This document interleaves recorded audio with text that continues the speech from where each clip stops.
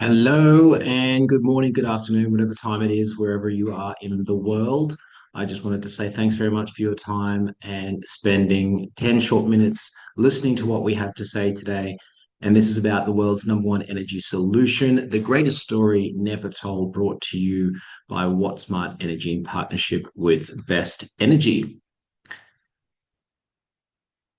So, on today's agenda, here's what we'd like to cover: the greatest story never told. What is the number one energy saving option? The problems with energy, net zero and mandatory reporting. What can What Smart Energy do for you, and navigating the journey ahead? So, to start off with, there are threats to the security of supply of energy here in Australia in 2025 and beyond, with coal-fired power stations being shut down and planned to be shut down in the very near future, which could result in blackouts and loss of power in homes across the country, particularly on the eastern seaboard and the NEM.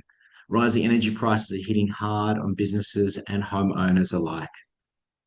Biggest climate change contributor is, without a doubt, it is fossil fuels and the production of dirty energy. So we're in the business of making clean and better energy. And what is the best kind of energy?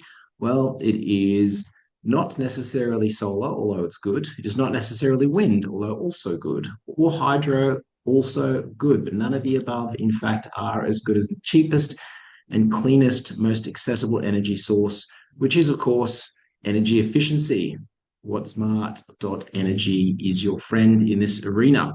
We consider energy efficiency to be the first fuel, as it still represents the cleanest and, in most cases, the cheapest way to meet our energy needs. Faith Birol, Executive Director of the International Energy Agency, and from Schneider Electric, he quotes, "It yields a bigger and faster return than many people realize. The mundane concept of simply using less energy is the true unsung hero of the fight against climate change."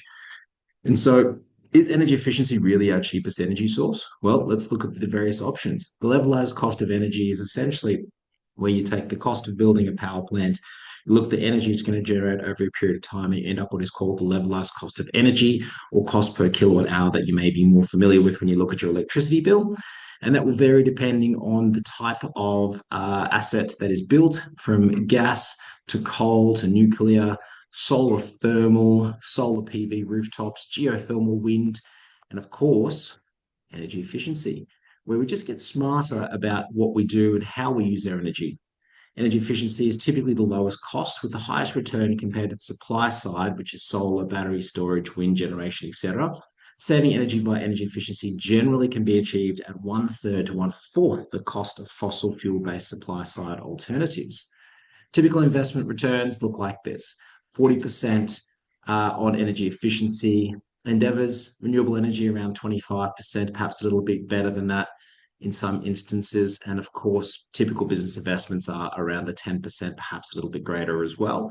But needless to say, energy efficiency is a good option. Inputs, you can see there, 83%, 9, 4, and 4. The generation side of things. Then you have the economy, or let's say the machines using the power. And then you have the outputs on this side over here. And what we're looking at is the two bigger numbers, of course. I'll flick through these quickly. You can see useful energy at 9%, unavoidable energy waste, and then we have avoidable energy waste. And this is the big opportunity right here. Imagine you could say 43% of your energy that is going to waste at present. How good would that be? What would that mean to your bottom line? It would also mean a lot to the world in terms of reducing the amount of energy that we use. This is worldwide power plants, coal-fired power plants. And if we would just be a bit smarter about our energy wastage and identifying where that is and actually dealing with it, we could effectively turn off every single coal-fired power station in the world for good. So there are many reasons that we should be doing more about energy efficiency. But where do we start, and what do we do first? Well, Siemens, the global powerhouse that Siemens is, has done some analysis on this, looking at the top 10 saving options. Uh, I'll just jump to the one at the top because let's not beat around the bush. Monitoring and targeting is the best return on investment. It can be 1 to 3 months in terms of that return on investment. Uh, or simple payback. And there's a lot of other things which you could be doing, of course: low energy lamps, variable speed drives, high efficiency motors. You can read the list there, down to combined heat and power applications, range from 2 to 7 years in terms of the returns on investment. So Siemens say that an effective monitoring system is typically the most important element of any energy management program and will deliver the fastest payback. In addition to the savings, there are some mandatory reporting requirements here in Australia, and also our goal and our ambitious net zero targets, which we are marching towards with solar, battery, wind, or renewable energy, etc. But again, we need to really understand what's actually going on. So how do we know where we need to get to if we don't know where we are? And this is the real fundamental basics. We need to know where we are, what we're doing, what's actually happening behind the meter in our businesses. So real-time energy monitoring and targeting is the critical first step towards a net zero company, a step that you will have to take at some point in time. And again, you can just Google this and find this pretty easily in terms of what the requirements are. WattSmart Energy is here to help you provide solutions in order to deal with the problem that is wasted energy. So just some of the problems that we see every day that exist are as follows. You can see lack of energy visibility, leaks, problems, wasteful behaviors, hidden equipment is not connected, as in you can't see what's happening with this equipment, where the wasted energy is occurring. You can see rising energy costs are just every year on year, we see rising energy costs impacting the bottom line, and we have to deal with that effectively. Sustainability policy pressures, again, that sort of relates to that last slide in terms of the mandatory reporting. Starts at the top end of town, bigger businesses, but of course it filters down to the smaller businesses as well. Difficulty verifying how do you know if an energy solution is actually working for you, whatever that may be for you. Uh, could be a lighting project. It could be variable speed drives. As we looked in the previous slide, it could be solar. And how is it impacting the business properly? Do you know if it's working? Unpredictable equipment failures, unplanned breakdowns can be very costly and unexpected and not necessarily in the budget. The other thing is, although many firms have implemented short-term measures, 50% of their initial energy savings disappear within the first 12 months due to a lack of continuous monitoring, analysis, and corrective action. That is according to Accenture. So what can we do? What smart energy solutions look like this? Addressing the first problem, lack of visibility. Well, we can apply real-time asset level energy monitoring. Wouldn't that be helpful? Rising energy costs. We can target permanent energy reductions with fast return on investments. Sustainability policy pressures. Well, we can provide cloud-based carbon reporting. How good would that be? Difficulty verifying? No problem. Professional monitoring and verification, M&B.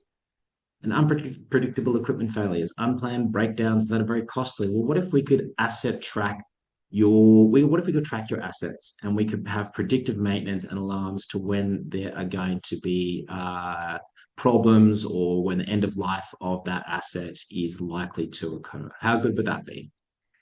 How do we do this? Well, we have hardware through the product called Eniscope. It's a wireless Internet of Things monitoring and control hardware. The important thing is the monitoring and control. Software is how you can visually see the implementation of the monitoring equipment. And you can see that whether it be on a desktop or a mobile phone through this very, very cool software that gives you good visuals and can see where these leaks are happening. And of course, the service element. Well, 24/7 virtual energy management team is always there, ever present, providing you with up-to-the-minute reporting and access to your data. So here's a little example of a small office building with a 7-month payback. You can see here that this unit or office building site was using 4 kilowatt hours on a pretty consistent basis all day, every day, with a few little dips that you can see there. It looks like the aircon was just running. After putting the monitoring in, what happened is it was identified that it could be reduced by around about half. And then with further savings or further monitoring and implementation of some more smarts, we can see further savings. And you can see here that we've got 5 days a week where the energy is being used, and then where it's not needed at all, where before it was running 24/7. And obviously those savings add up very quickly. So companies already using the best energy products and WattSmart energy product solutions are the likes of 7-Eleven, KFC, McDonald's, Domino's, Nando's, Starbucks, Spa, you name it. There's plenty there that you would probably be familiar with. The journey to net zero starts with energy monitoring that you can see and understand and control. So the path, this is the path that we'd like to set you on. You're currently here, and this is sort of the place where everyone starts. And this is where we want to get to, which is to net zero and no leaks in our business in terms of energy wastage. So there's a few steps along the way in terms of how we get here. You may have already implemented some energy efficiency solutions, but how do you know if they're working? Well, you may or may not know.